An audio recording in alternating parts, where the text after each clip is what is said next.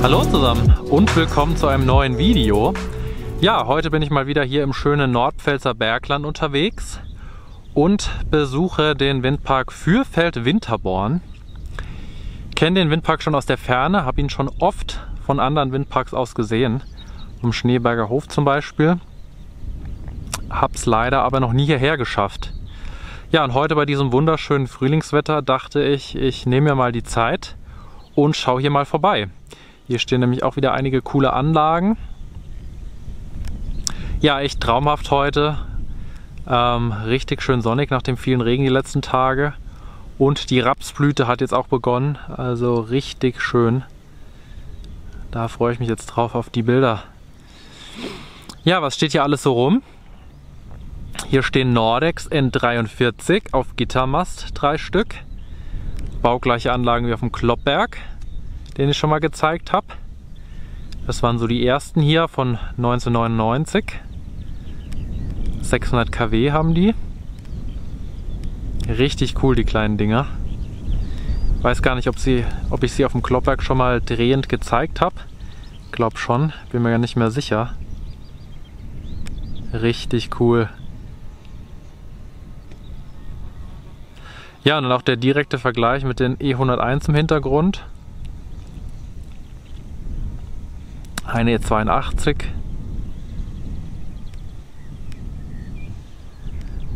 Da auch noch eine E101. Da stehen dann Vestas 226. Und im Hintergrund sind V90 Gridstreamer. Und ich stehe hier in der Nähe von einer Kenesis. Kenesis K100. Müsste eine baugleiche Anlage sein wie in Wörrstadt mit dem blau-lilanen Turm. Die hier hat jetzt einen ganz weißen Turm. Aber hat wohl ähnliche Probleme, habe ich mal gehört. Also die Kenesis-Anlagen an sich sind sehr anfällig und auch der Turm. Der ATS-Hybrid-Turm ist jetzt auch nicht so der Knaller. Aber ist halt ja ein kleiner Exot. Die Kenesis K100. Bisschen kleiner als die K110 in Gaubickelheim, die jetzt abgerissen werden. Und hat ja 100 kW mehr Leistung. Die hat 2,5. Die K110 haben 2,4 MW.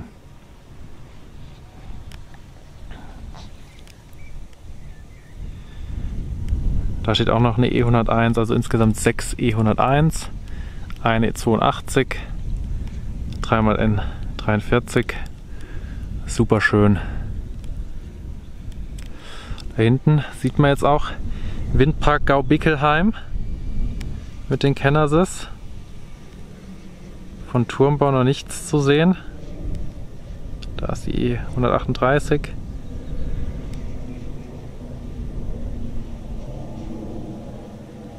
Und da dann nochmal Wörrstadt und Bibelnheim-Garbsheim mit den 950.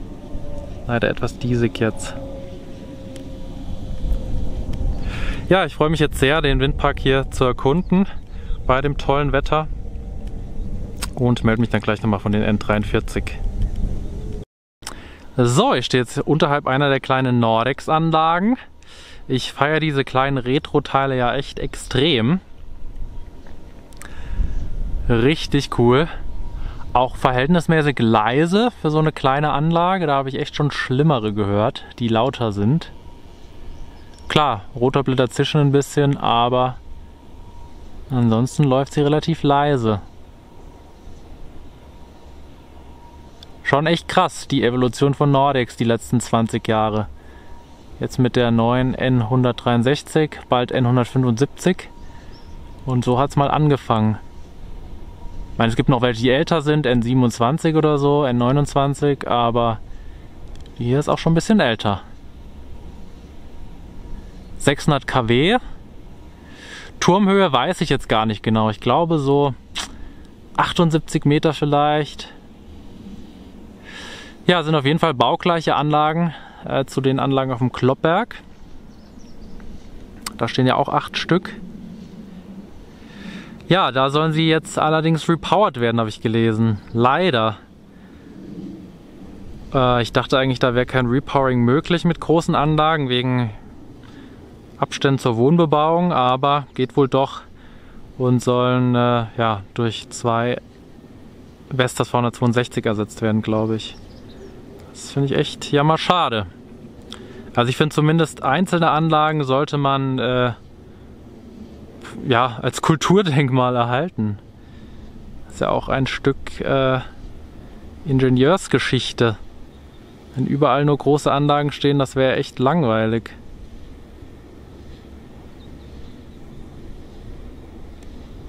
Naja, ich hoffe, dass die hier noch ein bisschen stehen bleiben und nicht bald repowered werden.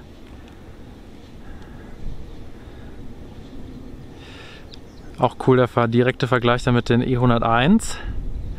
Ja, witzig. Ich erinnere mich ganz dunkel noch, dass ich hier irgendwann mal vorbeigefahren bin, als die Anlagen gebaut wurden. 2012, 2013.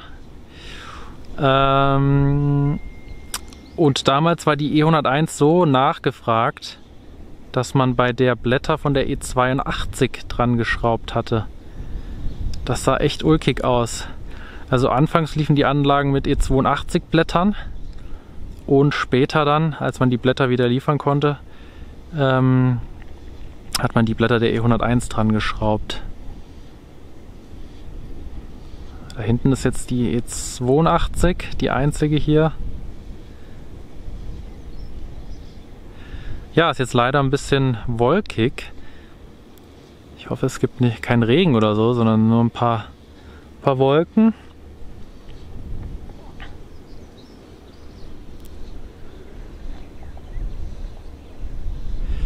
Echt verdammt cool, das kleine Teil.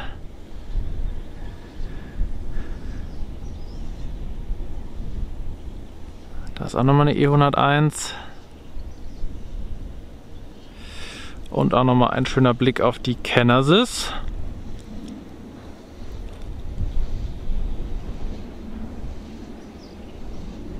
Ja, und von hier aus hat man jetzt auch einen Blick auf den Schneeberger Hof. Von damals habe ich nämlich den Windpark hier vom Schneeberger Hof aus gesehen. Da hinten ist er. Eine neue E138, die große. Da ist die E126 und hinten dran die andere E138. Habe ich jetzt noch gar nicht laufen sehen.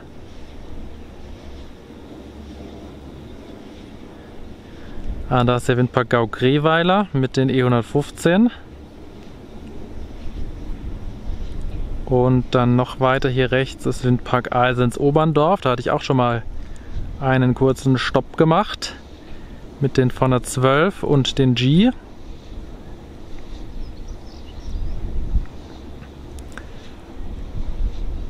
Boah, wie das duftet mit dem Raps. Richtig fein. Und da hinten stehen auch nochmal 412, das ist Windpark Niederhausen Münsterappel. 412.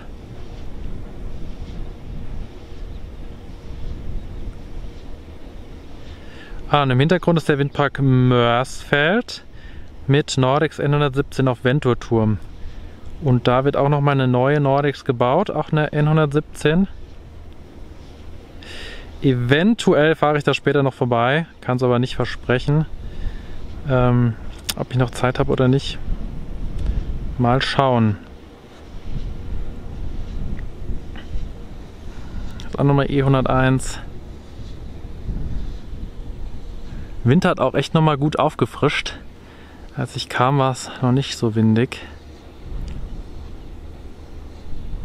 Ja, werde jetzt auch mal noch ein paar Drohnenbilder machen, bevor sich es komplett zuzieht und die Bilder nicht mehr so geil aussehen. So, jetzt stehe ich hier nochmal direkt unter einer Anlage. Unter einer Nordex. Die steht jetzt hier auf freiem Feld. Die andere stand mitten im Rapsfeld. Die gibt nochmal ein bisschen mehr Gas als die andere. Und ist auch noch ein bisschen lauter. Ganz schön am Pfeifen.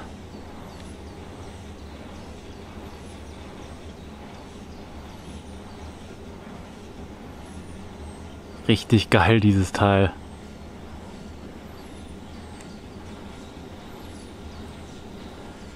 Schon echt eine sehr filigrane Konstruktion. Also, dass das hält,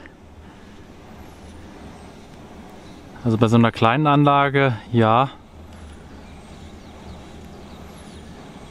Aber bei so größeren Anlagen, ja, die Vensus 100 zum Beispiel oder Nordex N90, die ich schon mal auf Gittermast gezeigt habe, die haben natürlich einen wesentlich stärkeren Turm.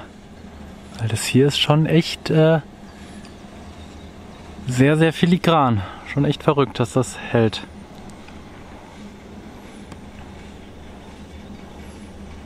Boah, gerade wird es echt nochmal richtig heiß. Jetzt kommt gerade nochmal die Sonne raus.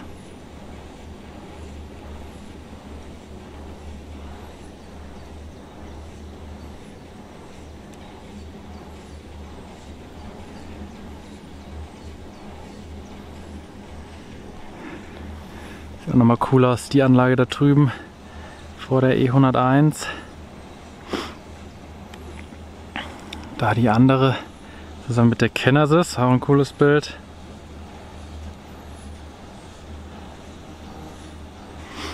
Und da hinten in der Ferne, da ist auch ein größerer Windpark. Das ist der Windpark Lettweiler Höhe. Da stehen super viele G1.5er.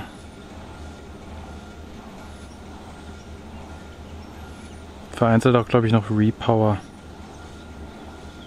Aber ja, so riesige G-Parks, ich weiß nicht, den kann ich irgendwie nichts so abgewinnen. Mag den Anlagentyp nicht so. Drüben mal schön die zwei Vestas von der 26. Werde ich mir gleich auch noch mal anschauen.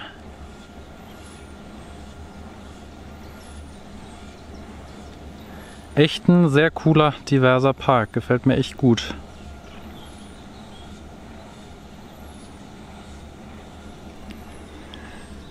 Aber das Highlight hier sind natürlich die kleinen Nordex. Wegen denen bin ich eigentlich hierher gekommen.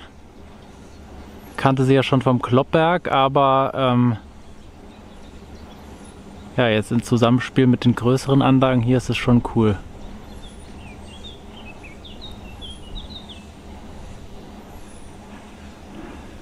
Ja, werde jetzt mal noch zu den E101 fahren, die jetzt hier hinterm Wald stehen, und werde mir die mal noch anschauen. Ja, jetzt stehe ich nochmal hier bei den Enercon E101 und der E82.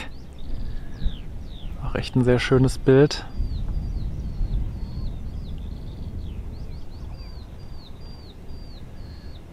Ja, ihr müsst mal Windpark Fürfeld googeln und dann seht ihr Bilder von den E101 mit E82 Blättern. Das sah schon echt ulkig aus. Aber damals war die E101 halt echt super gefragt, wurde so oft gebaut. Ich glaube, mit so einer der erfolgreichsten Anlagen von Enercon wahrscheinlich. Mit der E115 zusammen. E115 kam man immer ein Stück später. Aber halt total unproportional. Die E101 hat halt nochmal viel größere HKS als die E82 jetzt. Wo ist sie? Ne, das ist auch eine E101. Da ist die E82. Die hat halt viel schlankere Flügel, die E82. Und das sah schon echt witzig aus. Die E101 mit E82 Rotorblättern. Müsst ihr euch mal anschauen. Ja, anfangs liefen die Anlagen dann halt mit E82 Blättern. Und ja, irgendwann, als die E101 Blätter dann wieder lieferbar waren, haben sie dann die Blätter bekommen. Schon ulkig. Ja, ich glaube, die Anlagen hier, die haben jetzt 135 Meter Nabenhöhe, also keine 149. Hinten dran nochmal die Vestas.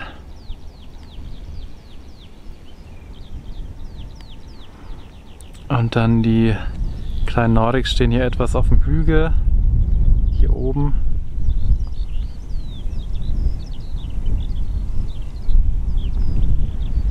Der Wind hat echt nochmal gut aufgefrischt. Richtig nice. Ja, und von hier aus hat man auch nochmal eine tolle Weitsicht. Hier nochmal ein guter Blick auf Gaubickelheim in der Ebene. Merkt man schon, dass da 4 Anlagen jetzt fehlen. die sie jetzt abgebaut haben. Ja, da müssen sie jetzt gerade am Fundamentbau dran sein. Und sobald der Turmbau losgeht, werde ich auf jeden Fall nochmal vor Ort sein. Hinten dran ist Wörrstadt, Spießheim, da ist die neue V150. Und Bibelnheim-Garbsheim direkt nebendran mit den E101 und V150. Jetzt auch schon alle in Betrieb. Krass, wie schnell das geht.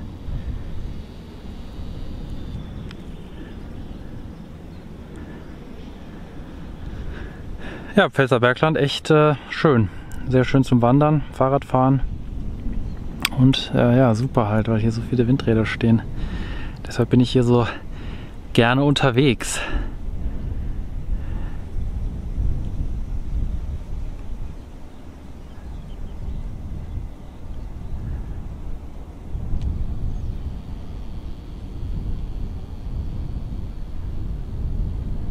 Ich weiß jetzt gar nicht, wer der Projektierer hier ist. Juvi ist es zumindest nicht. Mal nicht Juvi, weil Juvi hat ja eigentlich super viel gemacht in der Region, aber kann ja auch mal jemand anderes sein. Ja, ich werde jetzt mal noch zu den V126 fahren. Schau mir die mal noch an. So, ich stehe jetzt hier nochmal in der Nähe der Vestas-Anlagen. Schön mit Rapsfeld davor. Richtig cool, dass jetzt wieder die Rapssaison losgeht. Das werden wieder richtig tolle Bilder. Gerade bei so tollem Wetter wie heute.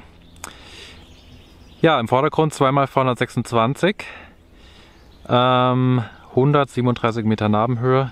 3,3 oder 3,45 MW, weiß ich jetzt nicht genau. Und das müssten so die neuesten Anlagen hier im Park sein. Ja, und hier war auch mal wieder BayWa-Re am Werk. Die sind echt überall. Auch hier in der Region stark vertreten. Freimersheim-Mauchenheim haben sie ja projektiert. Gibt es auch ein paar Videos von mir.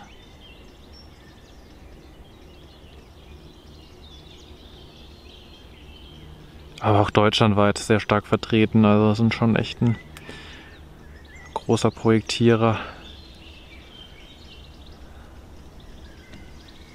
Die andere V126. Ja, und im Hintergrund sind dann die V90 Gridstreamer. Laufen jetzt gar nicht heute. Auch nicht am Trudeln. Stehen ziemlich starr da. Da ist noch die dritte. Keine Ahnung, was da los ist. Das ist einfach ein tolles Bild mit dem Raps und dem blauen Himmel. Hier drüben nochmal die E101 und eine E82.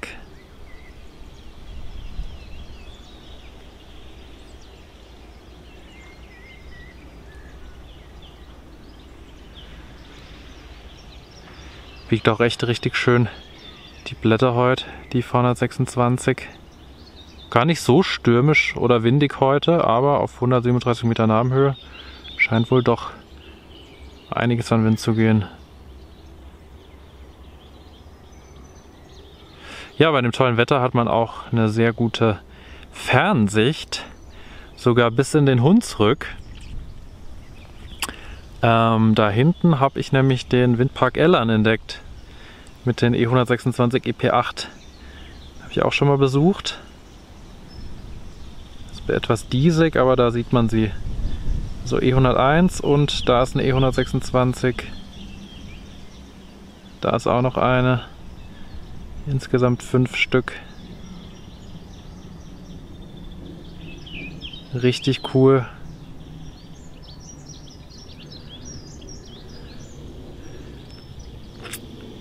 Da drüben ist auch nochmal ein neuer Windpark von BayWa-Re. Das müsste der Windpark Pferdsfeld sein. Hat man auf einem ehemaligen Militärflughafen errichtet. 7 Vestas V126. 3,6 MW. Auch ganz neu. Erst vor kurzem in Betrieb gegangen. Ich zähle jetzt nur 6, aber es müssten 7 sein.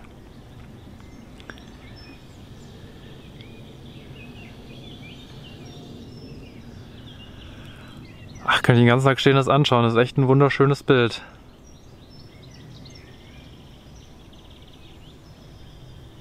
Naja, aber ich habe ja noch ein bisschen was vor, deshalb werde ich jetzt mal weiterziehen und mal noch gucken, was es so zu entdecken gibt hier. So, zum Abschluss habe ich jetzt für euch nochmal einen richtig schönen Blick auf den Windpark von der anderen Seite. Ich stehe jetzt hier in der Nähe von einer Vestas V90 Gridstreamer. Läuft jetzt leider nicht. Stehen den ganzen Tag schon die 3.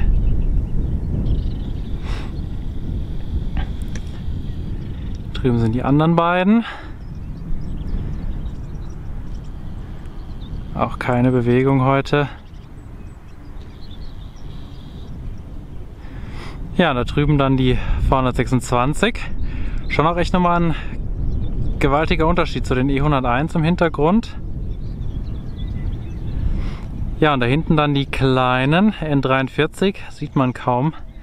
So klein sind sie im Vergleich zu den anderen Anlagen.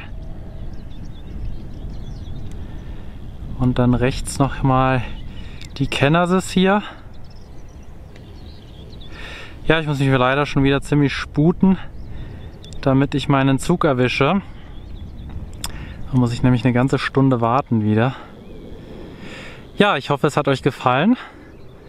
Im Anschluss habe ich noch ein paar coole Drohnenaufnahmen für euch. Viel Spaß damit und dann sehen wir uns hoffentlich im nächsten Video wieder. Macht's gut und bis dahin.